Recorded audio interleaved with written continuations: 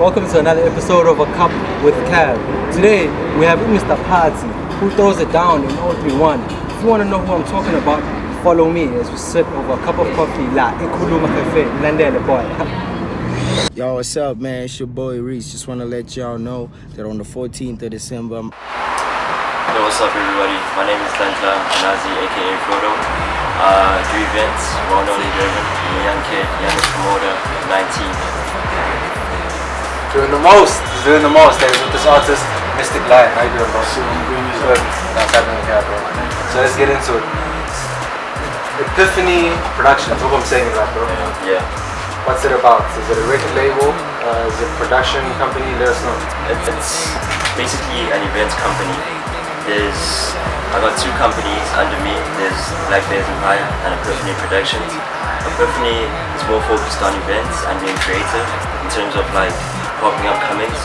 I actually worry about upcomings in Durban because I noticed when I went to Joburg, everybody is just worried about the new wave, you know, like the Big Hash, J Marley. I've been with Gator, I've been with all those cats, and everybody that side focuses on the youth culture, you know what I'm saying? When you get the side in Durban, nobody really cares about the youth. Nobody does events for the youth.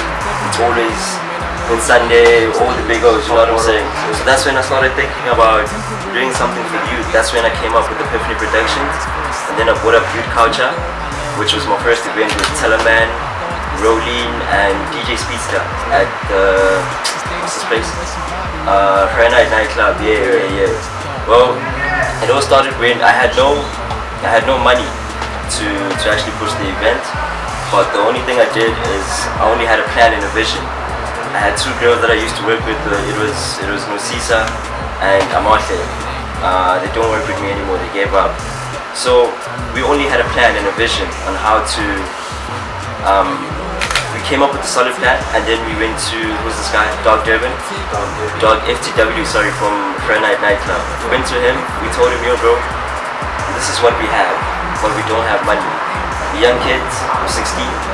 We don't have any money to push, but this is what we want to do. So this guy actually took our idea, he liked it, and then he invested into Epiphany Productions, where he gave us 25k to actually do the event. And he got us Teleman and Rolling, and all we had to do was get Uflex, Gabanyana, and Speedster. And that event was... Flex is still Yeah. He became... When he won the hustle, he was still popping, yeah. When he was still popping. Yeah. And we're like, okay, shit, let's put this nigga on. And then that's how everything came out, bro. And it was very successful. Like the club was so full, and yeah, it was very interesting. So you have 4 artists, if I'm not mistaken. Yes. One chilling with your Mystik, as I mentioned at the beginning of the interview. Unique! And then the other 3, Prodigy, Zinity, and Snow White. Okay, and they all fall under the same genre, or they all different? Different. Yeah. What does it take managing so many artists? Passion, bro, dedication, and skill, you know. I mean, I started this in 2016, and before I jumped into management, I did a lot of reading and a lot of background, like talking to people. Like I approached a lot of people who are managers. Like I know this guy called Jude, Gemini, and Zeppo's manager. I speak to these guys like on a daily basis. Like before I jumped into anything, I was like, yo bro, please tell me how you do this. I'm actually interested in, you know, bringing my brand and doing this and this and this and this.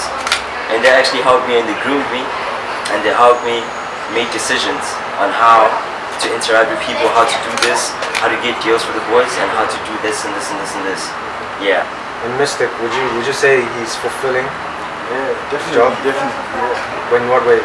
Like he's very driven, you know. He's very passionate about what he's doing. So like he's got that drive, he's got that energy that I feel no one's really providing in the game right now, especially from like a young person. So yeah, like I major respect for that. Okay, and what goals? Okay, Prodigy and them are not sure, so I'm gonna let you guys speak on your goals that you may have set out for each other for 2019. What goal do you have for him as a manager? Yo, it's a lot. It's a lot. Two. It's a lot. First, building his name is Mystik, because I mean, last year we made a lot of stupid decisions where we used to love bitches. We used to love bitches a lot.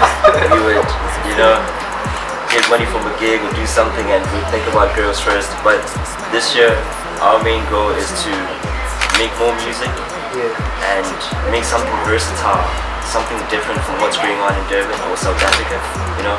So that's the main goal right now. And for all these projects, I have a lot of features from big people coming up soon. Is that an exclusive? Like, is this the first time actually saying this on camera? Yeah. That's really I might even mention one name. We got Tejo Koke, the MTV-based presenter. I don't know if you know Kel Dinero.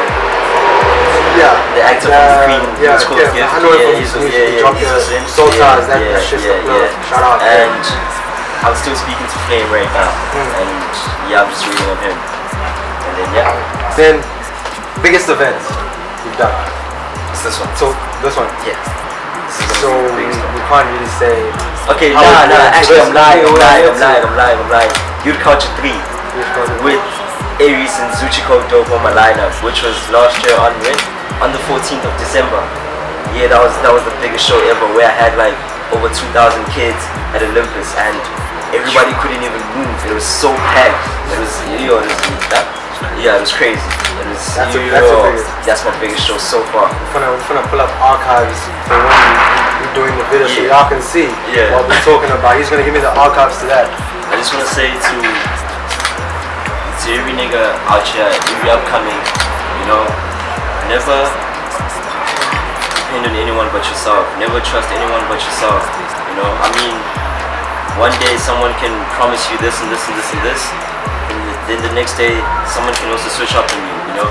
So I get a lot of DMs. I have like 70 something DMs unread, and a lot of upcomings send me stupid ass messages like, yo bro, I want you to do this and this and this and this, you know. But I made it to the top by myself.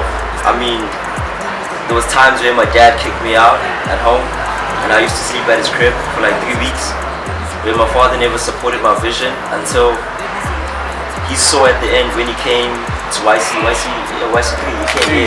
My dad came there. It was, I cried that day seeing, I never thought my pops would ever come support me, you know. But I understood as a parent, as his side, as a parent, that he just wants the best for me in life, since I don't have a mom as well. And I understood that he's only trying his best as a father. I mean, he spent a lot of money in school just to get me to be a doctor. Well, he wanted me to be a doctor, but it never happened that way. But all I'm saying is, gents out there, just believe in yourself and just be positive and spread love, good energy, pray and believe in yourself. If it means fucking sleeping on the streets, do that, bro, to get where you need to be. Just never give up, no matter what.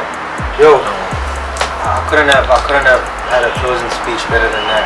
So I'm gonna leave it at that. Let you decide. You know where to find me.